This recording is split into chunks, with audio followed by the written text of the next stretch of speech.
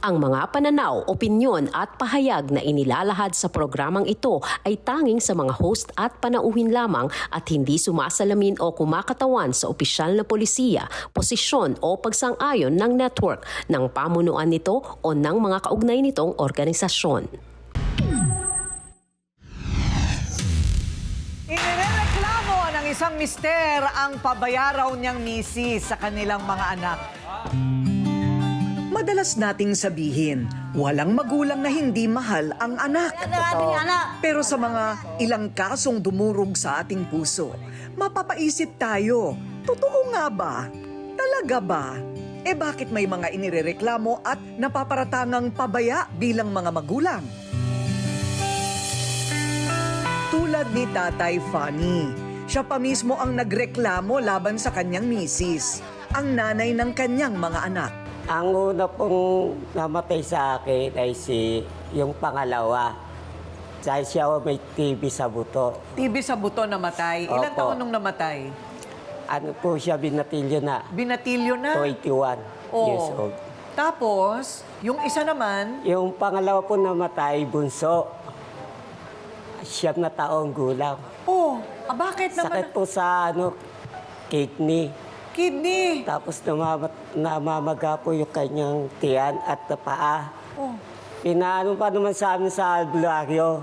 Wala rin nangyari. Albularyo. Tapos, yung isa naman, Yung isa namatay, pulmonya. Tinatawag nilang yung malaria. Hindi biro ang pinagdaanan ni Tatay Fanny sa kanyang 3 anak. Sunod-sunod na binawian ng buhay. At ang sinisisi niya, ang kanyang misis na isa raw, pabayang ina. masakit man pakinggan, kailangan nating tanungin yung akusasyon sa'yo ng iyong asawa. Ikaw ba'y naging pabayang ina sa iyong mga anak? Hindi po totoo yun. Yung mula nang malit pa yung mga anak ko, nandyan na po ako. At para bang kulang pa ang sakit ng mawala ng anak, sa bigat ng kanilang pinagdaanan, nauwi sila sa hiwalayan. Bakit ka umalis ng bahay? Kasi yun ang pinag-aaway namin dahil sa 3 kong anak na wala. Lagi niya ako sinisisi, ako dami kasalanan. Wala naman ako ginagawang masama sa kanya. So sa'yo sinisisi yung pagkamatay ng 3 mong anak. Kaya nakikitira na lang po ako sa kaibigan ko 3 buwan. Ito na ang kampihan. Siya ang magpapatotoo na legit na pabayang nanay daw ang misis ni Fanny. Nanay V, humarap ka na.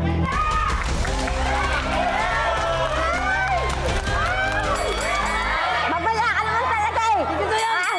Kaya ikang damatin mga anak mo! Hindi totoo yun! Wala ka nang ginawa kasi hindi uminom! Pareho kayo! Nanay B, anong nakita ninyo? Bakit nyo nasasabing pabaya si Maris? Kasi po, ma'am, wala naman pong ginawa kundi uminom. Araw-araw ba yan? Araw-araw? Opo. Dito ko yun. Tapos hanggang gabi po, magbibideo ko pa yan. Tapos, pag nalasing, magwawala, maglulupasay. Sinasabi ko nga po na, boss, bawasan yung inom. Kasi may mga anak pa siya. Ang hirap talaga mawalan ng anak, ma'am.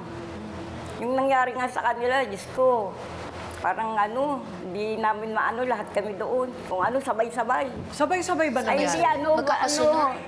yung buwan-buwan ba, ma'am? Palagi mo kasi para mawala yung problema ko sa isip, nag-iisip ako. Kailan nagsimula yung pag-iinom mo? Mula po namatay po yung 3 kong anak. Yun lang. Opo. Baka pwedeng tigilan na natin yon kasi may 2 ka pa. Opo. Di ba? Opo. Inaalagaan ko naman po yung 2 pa niya. Anong iniinom mo? Ano lang po, yung gin lang po. Ha? Gin po. Gin bulag? Gin Sipol. Yun ang chaser niya. Totoo ba? Opo. Gin. Gin lang may halo naman po yun. May halo. Kahit na.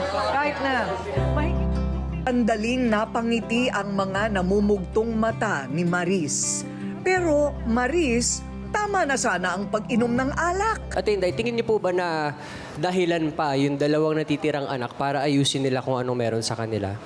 Opo. Oo. Mas maganda Kasi- yung kompleto ang pamilya. Pero mahirap na may nagsasama kayo pero away ng away, ha? Kailangan talaga iisa-isahin natin yung mga puno, yung mga ugat ng problema ninyo. No? Ma'am Corina, paano po kasi lagi po siyang sinisisi sa pagkawala ng anak nila. Yun ang doon kailangan matapos. Kaya doon nag-uumpisa yung away nila. Oh, yun ang kailangan Kumbaga, matapos.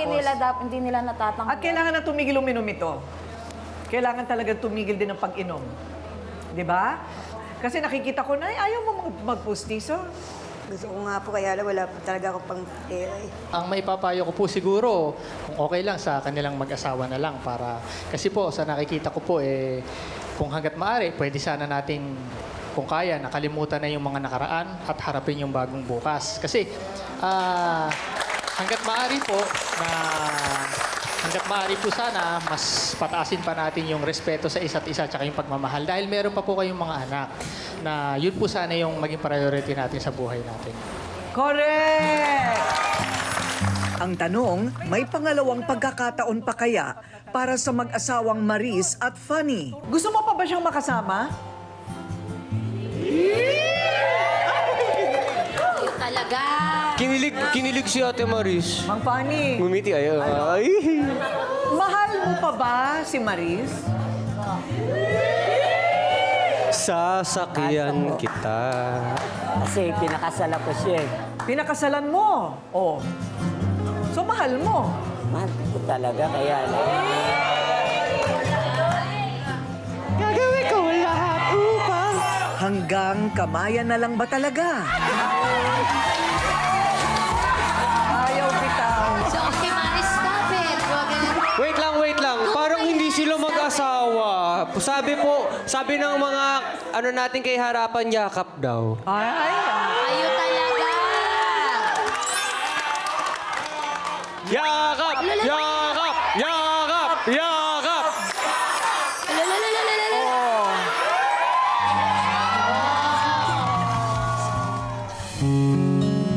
Ang pag-inom ng labis o pagiging lasenggo o lasenga, madalas talagang ugat ng problema. Totoo po yun. Hindi maikakaila, diyan nasisira ang pagiging responsableng magulang. Tulad ni Maris, yan din ang naging reklamo kay Lovely ni Aling Nova. Wala raw magulang ang hindi makakatiis sa anak. Pero mukhang iba ang kwento nitong nanay na ito na makakausap natin. Kwento ng ninang ng kanyang mga anak. Iniiwan daw sa kanya parati ang mga bata. Habang itong si nanay, alak ang inaatupan. Nakuha, ano ba talaga ang gusto nitong pabayang ina na ito? Alak o anak? Aling Nova, ano po ang problema? Kayo po yung ninang. Ninang. Ninang. Nitong dalawang bata. Opo. Anong mga edad? 10 at 8. 10 and 8. Babae, lalaki? Babae. Pareho? Aba. O tapos, anong nangyayari? Iniwan niya kasi yung anak niya. Sabi niya magtatrabaho siya. Hindi naman pala, naglalasing lang. Nagtatampo ka ba na kumare ka niya tas hindi ka kasama sa inuman? Hindi naman, kasi hindi ako umiinom. Ay, hindi ka umiinom. Sana all hindi umiinom gaya ni Nova. Oh, so teka muna bakit wala ka daw na isusustento man lang? Naku, bakit tayo nag-aanak, ano? Tapos nilalagay lang natin sa isang tabi. Hindi ba sila nangungulila sa'yo nagtatanong, nasa ng nanay namin? Kahit ako, hindi na makapagpigil, Manermon. O ano naman yung lasing? Saan ka naglalasing? Pagkatapos po ng trabaho naman po yun, kumbaga meron, pag po nakakayayaan po yung mga kaibigan ko po, nililibre po nila kami. Sila naman po yung bumibili, hindi naman po ako eh, kasi nga wala naman po akong pera para So bumili. inatatabi naman niya po yung mga kinikita niya extra kasi nililibre lang naman siya ng alak. Oo nga, wala ka nga ginagastos, pero yung panahon na yun, dapat inuwi mo na lang para Meron kasing alagaan ang kasabihan anak mo. na masama tumanggi Hindi sa ba pwedeng grasya. Tama mag-relax? ba, Timpo na? Ay, hindi pwede yan. Ano daw? Masama daw tumanggi sa grasya kasi nililibre ka Bakit na. naging Ganun. grasya yung lasingan? Nako ha, lasingan yan ha. Hindi ba dapat nagmamadali ka umuwi sa anak mo? Tama. Bali po nagre-relax lang, pamparelax lang po yung pagkatapos magtrabaho. Yakapin mo yung anak mo, mas nakaka-relax. Teka, kung makareact ni isa sa inyo, hindi umiinom pagkatapos magtrabaho? O, tahimik. Oh. Milk ang iniinom namin, milk. Tsaka vitamins, milk, tas prayers. Yun ang ginagawa Alam namin. mo, sabi nga niya wala siyang makitang trabaho eh. So ano ba ang pinagsasabi mong napapagod ako sa trabaho, wala nga siyang makitang Ate trabaho? ko rin, nakakapagod din po maghanap. Maghanap po ng work. Tama. Sabagay, Tama. effort yun. Ang mga sagot ni Lovely hindi nakaka-love-love, ha? Eh di wow. Ano ba? Hindi yan dahilan, ha? Hindi yan dahilan. Saan ka nakakita ng nanay na katulad mo na ang pinaprioritize pag-inom? Walang matinong nanay na katulad mo. Hindi ka matinong nanay. Tandaan mo yan, ha? Tanim mo sa isip mo, sinabi ko. Wala kang kwentang ina. Kung iyan ang hamon sa'yo para lang magbago ka. Umalis ang asawa mo, yung kinakasama mo, nag-reunion uli kayo, nagbalik uli siya sa'yo. Iniwanan ka. May problema sa'yo. Kung bakit iniwanan ka, the second time around, one more time, repeat it again. May problema sa'yo. Sino namang tao ang matutuwa na ang nanay ay maghapon 13 oras na nasa labas ng bahay, ang kanyang 2 anak ipinagkatiwala sa kumare. Anong ginagawa? Naghahanap ng trabaho at pagdating ng hapon ay inom ng alak. Hello? Huwag mong sabihin sa akin di ka makarecover sa nangyari sa'yo. Ayaw mong mag-recover. Now, bakit mo kinuhang ninang yung si Nova? Sagot, bakit mo siya kinuhang ninang? Magkapit-bahay po kasi kami. Ha? Kapit-bahay po. Dahil kapitbahay. Ang ninang, kanina ko pa hinahanap sa Bible, ano ang role ng ninang, godmother? Bakit kinukuha nating ninang ang isang tao? Hindi kapitbahay, hindi kasi maganda, hindi mayaman, hindi employer ko siya. Kinukuha mong ninang para maging gabay ng iyong anak, spiritually, magabayan ang anak mo para makilala si Kristo at mabuhay na isang mabuting Kristiyano. Yun ang role ng ninang. Hindi yaya. Magtino ka. Baka mapukpukot ang mikropono. Nakaka-high blood talaga si Lovely, pero para sa kanyang mga anak, magtitiwala tayong siya ay may kakayahan magbago. Bibigyan ka namin ng kabuhayan. Okay? Ng pagtitinda. Kompleto yon. Meron ka ng lutuan, meron ka ng ibebenta, paikutin mo pera. Ngayon, pagka ginastos mo yung pati puhunan sa inom, wala ka na ulit. Kailangan marunong kang magpaikot. Okay? Mag-aaral ka sa TESDA. Kaya kahit napamahal na kay Nanay Nova ang mga anak ni Maris, isoli mo na yung mga anak, kawawa naman, kailangan nila yung nanay nila. Tapos pagka lumihis na naman, isumbong mo sa amin. Hindi ko na siya tutulungan. Babawiin ko yung kabuhayan niya. Pag hindi pa rin niya pinanindigan ng mga anak niya. Okay, magbati na kayo. Pati na tayo sila. Bait ni Ate Nova sa'yo, oh. Oo. Nakalaga ang mga anak mo. Di ba? Sorry ka pati kay Nanay Seni, ah. ang alak mismo naman ay hindi bawal. Ang bawal ay yung sobra at wala ng kontrol hanggang umabot sa puntong mas mahalaga pa ang bisyo kaysa responsibilidad at prioridad. Prioridad na siyang naging issue kay Wena. Ina naman na iniwan ang mga anak sa kanilang lolo. Na naging pasaway kasi si Wena, ano? Anong ibig sabihin nun? Parati siyang nawawala daw sa bahay. Lagi. Laging pagdating sa bahay, minsan lasing. Iyan ang nayawan ko nga bumalik sa bahay. Kasi minsan magwawala, kung anong ginagawa. Kaya ayaw ko siyang pabalikin na sa bahay. Anong pinakagrabe niyang ginawa? Isa pa yan, yung nabuntisan siya sa labas. Hindi sa akin na naliwan. Walang asawa. Walang asawa po. Okay. At tapos, nanganak, iniwan sa akin. Ay? Ang naging siste, parang naging daycare center ang tatay ni Wena. Bakit ayaw niya na pong tanggapin talaga? Ay, ayaw ko na talaga dahil sa pag umuwi, mayroon dalang naman bata. Sa ngayon, may bata na naman. Ngayon meron ulit? May bata ulit? Oo. Ilang taon? Na tatlong buwan na. 3 ba? 4?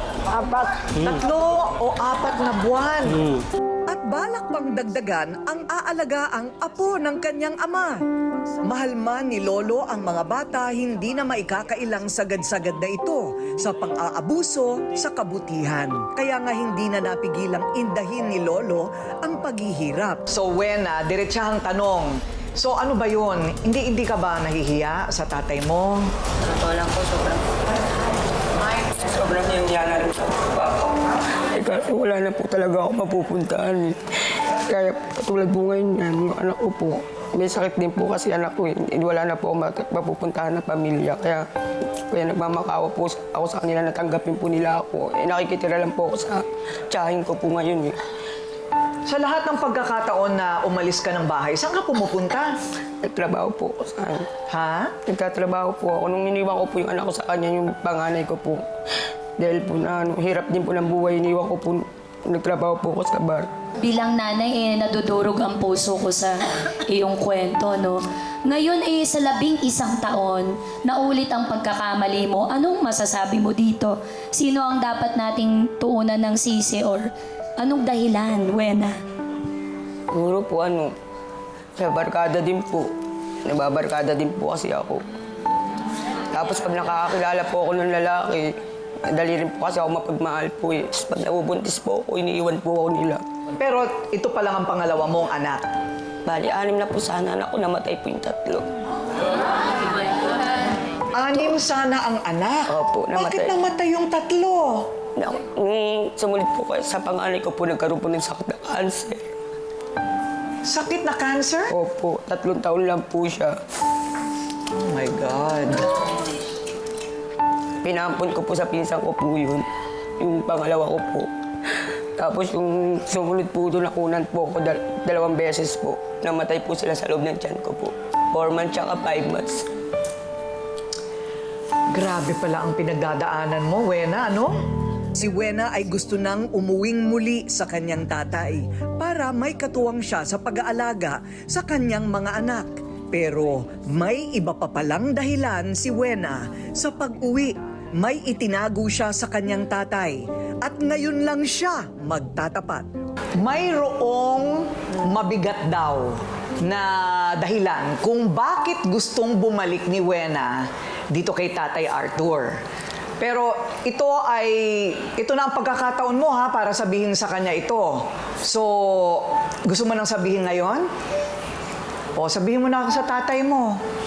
Kasi gusto ko po sabihin sa kanila kaso natatakot po ako na baka pag malaman po nila, pandirihan po nila ako. Hindi, Wena. Alam mo, Pasko ngayon, tingin ko ito talaga ang the best na oras para maging makatotohanan tayo sa mahal natin sa buhay. Tsaka tatay mo yan. Correct. Maunawaan ka. Wala kang masasandalan kung hindi pamilya mo. Gusto ko sana sabihin sa inyo pa yung totoong kalagayan ko. Meron akong karamdaman. Nag-positive ako sa... May sakit ako pa. Kaya gusto ko bumalik sa inyo pa. Kaso natatakot ako. Baka pandirihan niyo ako pa eh. Anong sakit? Kasi di po ako sa HIV pa. Dinis po ako ng 3 months po yung tiyan ko. Doon ko po nalaman na positive po ako. Alam nyo, yung sinasabing pandidiri o takot sa HIV/AIDS, ano yan isa yan sa mga advokasya ko talaga. Nakikipagtulungan tayo ngayon sa Department of Health para bigyan ng sapat na impormasyon ng mga colleges and universities. Matagal ko na yung ginagawa, kaya lang kulang na kulang talaga ang impormasyon ng Pilipino sa ngayon tungkol sa HIV/AIDS. Ito ay hindi na nakamamatay. Yes. Okay? At hindi ito basta-basta nakakahawa. Lorna, meron bang moral obligation ng isang magulang sa anak, lalo na't may sakit? It's both moral and legal because wala nang obligation ng parents sa child kung married or has income. Emancipated through marriage or age of majority or may income that can support. Kaya ngayon, dependent siya eh. Ang mas may obligations si lolo sa kanya kesa sa anak niya. It's more direct. Siya naman, pag tinulungan ng lolo, ng tatay mo, pwede na niyang tulungan yung anak niya. So it's circular effect yan. Ayun, okay. So, well, mamaya tatanungin natin si tatay kasi ang dami na rin niyang pinagdaanan dito kay Wena. So, Dr. Love, may hangganan ba ang pagmamahal ng magulang?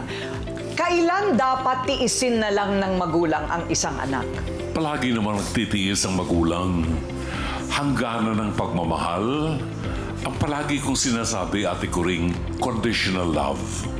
Ang sa tao, conditional love. Mamahalin lang kita kung susunod ka sa akin, kung gagawin mo ito. Kung hindi mo ko tatanggapin, bahala ka sa buhay mo. Nauubusan din ng pasensya ang magulang. Ang Diyos lang ang may unconditional love. Anumang sama natin, pagbalik natin sa Kanya, yayakapin tayo. That brings us to the story, the parable that Ate Kuring said kanina.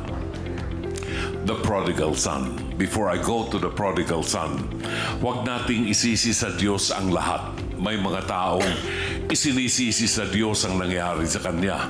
Tandaan po natin, tayo ang umaani ng anumang itinanim natin sa buhay. Kung masama ang ating itinanim, masama ang ating aanihin. So, dapat maging responsable tayo. Sinabi ni attorney, sa katawan natin, dapat respetuhin natin ang ating katawan. Huwag nating babuyin ang katawan natin. Kaloob ng Diyos sa atin yan. Now, ang pagtalikod sa Diyos ay hindi nagbubunga ng mabuti. Palagi. Laging masama ang bunga pag tumalikod tayo sa Diyos. Sa prodigal son, ang tatay ay iniwanan ng kanyang bunsong anak. Pero hindi inabol ng tatay yung kanyang bunsong anak. Matapos kunin ng anak ang kanyang mana, lumaya siya, nagpasarap siya, iniwanan ng tatay niya. Pero hindi siya hinabol ng tatay niya. Conditional love. Pero ang tatay, araw-araw, tuwing lulubog ang araw, Ate Kuring, nandun ang tatay sa harap ng bahay, hinihintay ang pagbabalik ng kanyang alibughang anak. Tinitingnan ang backward, ang gate. Baka bumalik ang aking anak ngayong araw na ito. Nasasabik na akong yakapin siya. Walang balita sa anak. Nang dumating ang anak, nakita niya malayo pa. Yan yung aking alibughang anak. Tumakbo siya. Sinalubong ang anak. Niyakap at inutusan ng mga katulong. Magpatay kayo ng pinatabang baka, suotan niyo siya ng singsing, damitan niyo siya ng maganda dahil nagbalik na ang aking nawawalang anak. Kapag ang Diyos ang pumasok sa puso ng isang makasalanan o sa isang taong tumalikod sa Kanya, maghahari ang pagpapatawad. Sa araw na ito, matapos isilang si Jesus, nadarama ko kay Tatay Arthur ang presensya ng Diyos na nakahandang magpatawad sa isang alibugang anak na nagbabalik loob sa isang magulang. Ate Kuring. Napakaganda. Kung ang mga apo hindi natiis ng lolo, sariling anak pa kaya ang talikuran ni Tatay Arthur? Maselan ang pinagdadaanang sakit ni Wena. Sa luhang tumulo sa mga mata ng kanyang tatay, hindi lang kapatawaran kundi pangako ang tinura ng kanyang tatay. Ang pangakong may kasama ang anak sa pagbangon at paghilom. Tay, anong laman ng iyong puso at isip sa nalaman po ninyo tungkol sa kalagayan ni Wena? Sa akin po, gusto ko lang magbago siya. Matapos, walang problema sa akin. Magulang talaga, magulang. Hindi talaga paano eh. Hindi mo rin matitiis. Oo. Lalo ngayon na may sakit siya, ano? Lalo ngayon may sakit. Bakit ngayon lang yung sinabi? O so, tatay, tinatanggap mo na ulit si Wena sa bahay mo. O ayan, Wena. So narinig mo yon, Wena? O sige, siguro. Yakapin mo na yung tatay mo.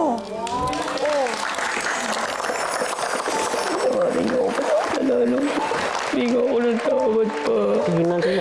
Ang ako magbabago na ako pa. Mahal kita pa, salamat. Mahal kita pa, sorry. Sorry sa lahat ng kasalanan ko pa. Ang ako magbabago na ako pa. Sa mga sinabi ni tatay, nag-iwan siya sa atin ng aral.